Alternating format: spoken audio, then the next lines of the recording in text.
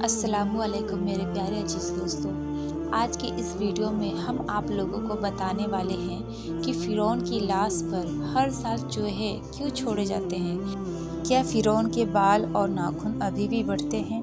فرعون کی لاش کب اور کیسے اور کہاں سے ملی؟ فرعون کا پاسپورٹ کب بنایا گیا اور کیوں بنایا گیا؟ کیا یہ صحیح ہے کہ فرعون کی لاش مصر کے ایک میوزیم میں رکھی گئی ہے؟ کیا وہ اب بھی لاش ہے یا ممی ہے؟ کیا اللہ تبارک و تعالیٰ نے قرآن مجید میں ارشاد فرمایا کہ اس کی لاش قیامت تک رکھی جائے گی؟ اس بارے میں عیسائیوں اور یہودیوں کا کیا عقیدہ ہے، یعنی ان لوگوں کا اپنا دھارمک وشواس کیا ہے اور مسلمانوں کا کیا عقیدہ ہے، یہی ہماری آج کی اس ویڈیو میں ٹاپک ہوگا۔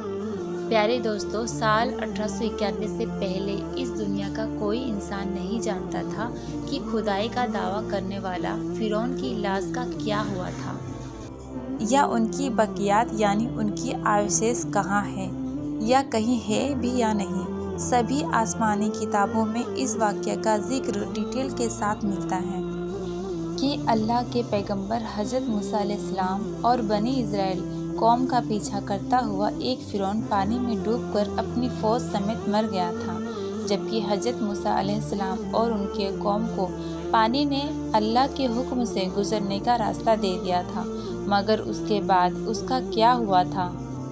مگر قرآن مجید فرقان حمید میں اس کے انجام کے بارے میں ایک بہت ہی عجیب بات لکھی ہوئی ہے جس کی کسی کو سمجھ نہیں تھی۔ قرآن پاک کی سورہ یونس آیت نمبر 92 میں اللہ رب العزت نے ارشاد فرمایا، جس کا ترجمہ ہے، جو آج تک صرف تیری لاش کو نجات دیں گے تاکہ تو ان کے لیے نشانی عبرت ہو جو تیرے بعد ہیں، اور حقیقت یہ ہے کہ بہت سے آدمی ہماری نشانیوں سے غافل ہیں۔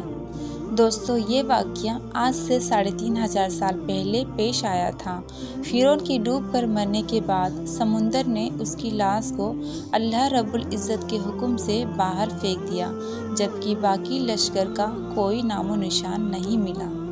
مصریوں میں سے ایک شخص نے ساحل پر پڑی فرعون کی لاش پہچان کر اہل دربار کو بتایا، یعنی دربار کے لوگوں کو بتایا۔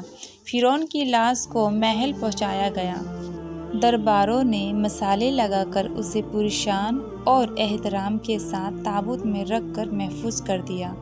ونود کرنے کے اس کام کے دوران ان سے ایک غلطی ہو گئی تھی۔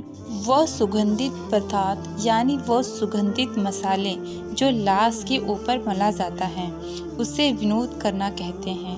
تو فرعون کیونکہ سمندر میں ڈوب کر مرا تھا اور مرنے کے بعد کچھ عرصے تک پانی میں رہنے کی وجہ سے اس کے جسم پر سمندری نمکیات کی ایک تہ جمی رہ گئی تھی۔ مصریوں نے اس کی لاش پر نمکیات کی وہ تہ اسی طرح رہنے دی اور اس سے اسی طرح ونود کر دیا۔ وقت گزرتا رہا، زمین و آسمان نے بہت سے انقلاب دیکھے جن کے گرد کے نیچے سب کچھ چھپ گیا، یہاں تک کہ فرعون کی گمشدہ لاشیں بھی زمین کے تہوں میں گم ہو گئی۔ ان کے نام صرف کتابوں، ان کی تعمیرات اور لوگوں کے ذہنوں میں رہ گئے۔ اس واقعے کے لگ بھگ 2000 سال بعد اس دنیا میں اللہ کی آخری نبی رسول اللہ صلی اللہ تعالیٰ علیہ وسلم تشریف لائے۔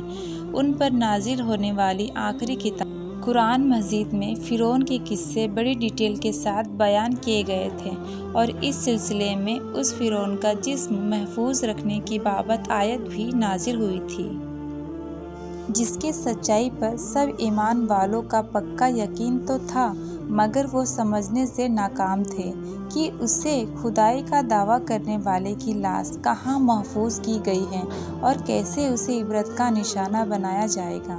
پیارے دوستو، سال 1871 میں مصر کے ایک شہر القرنیہ سے تعلق رکھنے والے غریب اور معمولی چور احمد عبد الرسول کو فرعون کے گمشدہ لاشوں کی طرف جانے والے خفیہ راستے تک پہنچ مل گئی۔ دوستو، احمد عبد الرسول چیزیں چوری کر کے بیچا کرتا تھا۔ ایک دن وہ دریائے نیل کے کنارے کے قریب طبیسہ کی جگہ پر اس سلسلے میں پھر رہا تھا، جب اسے ایک خفیہ راستے کا پتہ چلا۔ वहाँ वो जो चीज़ें चोरी करने के लिए खोद रहा था कि उस दौरान उसे कुछ लोगों ने पकड़ लिया और पुलिस के हवाले कर दिया। वो जिस जगह को खोद रहा था वहाँ से मिलने वाले रास्ते की जब मुसलसल खुदाई की गई तो साल 1891 को दूसरी मम्मियों के साथ इस डूबने वाले फिरौन की लाश भी मिल गई। उसके कफन पर सीने की जगह पर नाम लिखा हुआ था। उन मम्मियों को माहिरा लोग काहिरा ले गए। जब उन मम्मियों का डिटेल के साथ जांच पड़ताल किया गया तो फिरौन वाली मम्मी पर जमी नमकियात की तह से साबित हो गई कि ये वही फिरौन है जिसे अल्लाह रब्बुल इज़्ज़त ने पानी में डुबोकर बेहतरीन अंजाम से हमकिरान किया था। दोस्तों, ये बहुत बड़ा वाक़या था। इसकी सबूत के लिए दुनिया भर के माहिरीन आशारे कदीमा और साइंस अस्तान मिस्र की तरफ जाने लगे। अलग अलग साइंस टेस्ट करने के बाद दुनिया भर के साइंसदानों ने साबित कर दिया कि दूसरी सब लाशों की तुलना में सिर्फ फिरौन की लाश पर ही समुद्री नमकियात की तह जमी हुई थी। उसी सबूत के बाद उसे फिरौन की लाश करार देकर अजायब घर में महफूज कर दिया गया। साल 1982 में फिरौन की मम्मी खराब होने लगी तो उस वक्त की मिस्री इस हुकूमत ने फ्रांस के हुकूमत को दरख्वास्त की कि फिरौन की मम्मी को खराब होने से बचाया जाए। आधुनिक साइंस के ज़रिए से उसकी मौत की वजह भी मालूम हो जाए। मिस्र और फ्रांसी हुकूमत ने मिलकर मम्मी को फ्रांस ले जाने का इंतज़ाम किया और उस सिलसिले में फिरौन की मम्मी को फ्रांस ले जाने के लिए फिरौन की मम्मी यानी उस लाश का पासपोर्ट बनाया गया, क्योंकि फ्रांस के अंदर दाखिले के लिए उस वक्त लाश का भी पासपोर्ट बनवाना ज़रूरी था।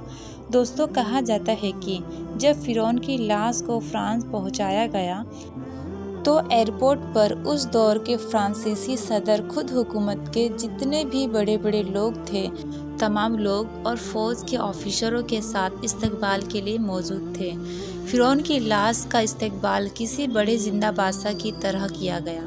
फौजी दोस्तों ने सलामी दी। फिरौन की मम्मी को माहिर डॉक्टर के टीम के हवाले किया गया। उसे टीम की सरबराही डॉक्टर मूरस ने की। माइक्रोस्कोप टेस्ट के जरिए मम्मी के तमाम अंगों का बारीकी से देखभाल किया गया तो मालूम हुआ कि उसके लाश और जिस्म में समुद्री ज़रात अभी तक मौजूद हैं और उसका गोश्त हर रोज़ ताज़ा होता है और बढ़ता है और मौत की वजह भी पानी में डूबने की वजह से हुई थी। एक बादशाह की मौत पानी में डूबने की वजह से हो, ये डॉक्टर मूरस के लिए हैरान कर देने वाली बात थी। उसने उस मम्मी के बारे में और भी जानने की कोशिश की तो मालूम हुआ कि उस बादशाह की मौत की हालात मुसलमान के पैगंबर हज़रत मोहम्मद मुस्तफ़ा सल्लल्लाहु ताला अलैहि वसल्लम पर उतरने वाली किताब कुरान मजीद में डिटेल के साथ दर्ज है। उसे मालूम था कि जहाँ से ये लाश मिली है वो एक इस्लामिक देश है। खौज के हाथों मजबूर होकर वो मिस्र पहुँचा। वो एक साइंसदान था। उसने उस मामले में मिस्र के एक साइंसदान से मुलाकात की। उस साइंसदान ने कुरान पाक खोलकर उसे सूरह यूनुस की आयत नंबर 90 तक 92 का तर्जुमा लफ्ज़ पर लफ्ज़ सुनाया। फिरौन का खुदाई का दावा, उसका पानी में डूबकर मरना और फिर पानी से निकलकर उसके लाश का हुनूद हो जाना और फिर दोबारा लाश का मिलना और फिर उसकी लाश को आधुनिक साइंस दौर में दोबारा महफूज किया जाना, सब का इशारा एक तरफ था और बहुत क्लियर था।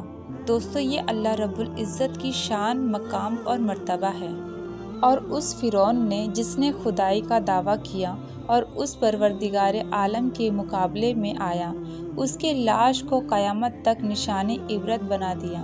फिरौन वो अकेला शख्स है जिसकी लाश पर गोश्त तरोताज़ा लगता है, जैसे लगता है अभी किसी ने उसको सुलाया हो। उसके बाल और नाखून बढ़ते हैं, बल्कि उसके लाश पर गोश्त भी बढ़ता है और बढ़ता रहता है।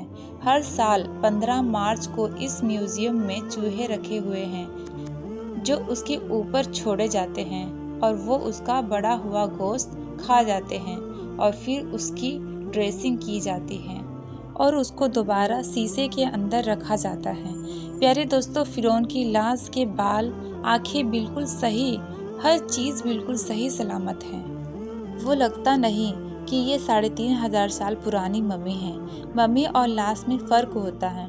ऐसा लगता है कि ये नई और ताज़ा लाश है। हज़रत मूसा अलैहिस्सलाम और हमारे आका हुज़ूर नबी करीम सल्लल्लाहु ताला अलैहि वसल्लम के बीच 2000 साल का फ़र्क है। मैं तुम्हारे जिस्म को निजात दूंगा और लोगों को कहूँगा कि देखो, ये अंजाम है खुदाई का दावा करने का। एक बार मूसा अलैहिस्सलाम ने पूछा, ए परवरदिगार आलम, तू फ़िरौन को इतना मोहलत क्यों दे रहा है? वो तो कहता था मैं खुदा हूँ। अल्लाह रब्बुल इज़्ज़त ने इरशाद फरमाया, ये कमबख्त अपनी आवाम में अदल करता था, इसीलिए इसको मोहलत देता रहा। जब इसने जुल्म किया तो फिर पकड़ा। प्यारे दोस्तों, फ़िरौन के लाश के हवाले से ईसाइयों और यहूदियों का यह अकीदा है कि फ़िरौन पानी में डूबकर नहीं मरा था, बल्कि वो उस वक्त बच गया था और बाद में तिब्बी मौत मरा। और कुरान मजीद आयत बयनात के मुताबिक मुसलमान का ये अकीदा है कि फ़िरौन को अल्लाह रब्बुल इज़्ज़त ने पानी में डुबाया था और क़यामत तक उसकी लाश को निशानी इबरत बना दिया था।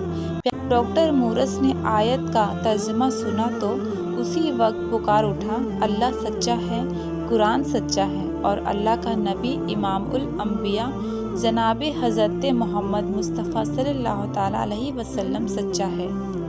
कलीमा पढ़ा और मुसलमान हो गया। प्यारे दोस्तों, हम ये उम्मीद करते हैं कि हमारी आज की वीडियो आपको ज़रूर पसंद आई होगी। अगर ये वीडियो आपको पसंद आई हो तो वीडियो को लाइक करें और इस वीडियो को अपने दोस्तों रिश्तेदारों तक ज़रूर शेयर करें। तो दोस्तों, इंशाअल्लाह मिलेंगे अगले वीडियो में। तब तक के लिए अल्लाह हाफिज़।